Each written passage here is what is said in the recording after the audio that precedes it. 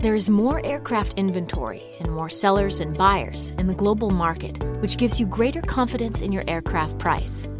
However, cross-border negotiations take longer due to language, cultural, and time zone differences.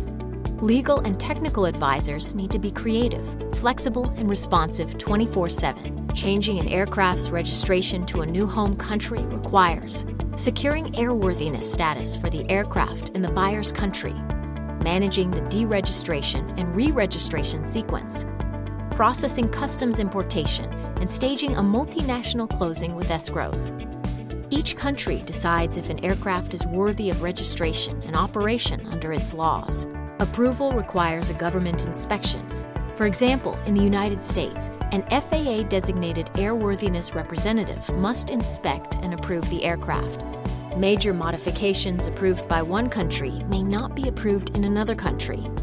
Expert counsel and technical advisors are needed to ensure that the aircraft can be registered in its new home country.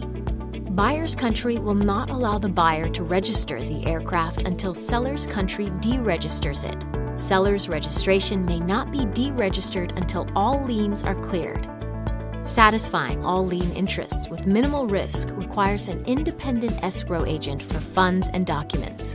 Customs importation is a non-aviation process dealing with the cross-border sale of assets of any kind. Work with a customs broker with aircraft expertise. The aircraft's first entry into buyer's country must be properly documented. For example, in the United States, if an aircraft enters the United States for eventual sale, the customs importation must be processed at the first point of entry, even if the sale takes place weeks later. Closing on an international aircraft transaction requires careful coordination across borders using a well-designed escrow. When the parties are ready, buyer accepts aircraft, buyer releases funds, seller releases liens, seller deregisters. Airworthiness certificate in buyer's country is obtained. Seller conveys title. Buyer re-registers the aircraft in its country. Buyer records title. And closed.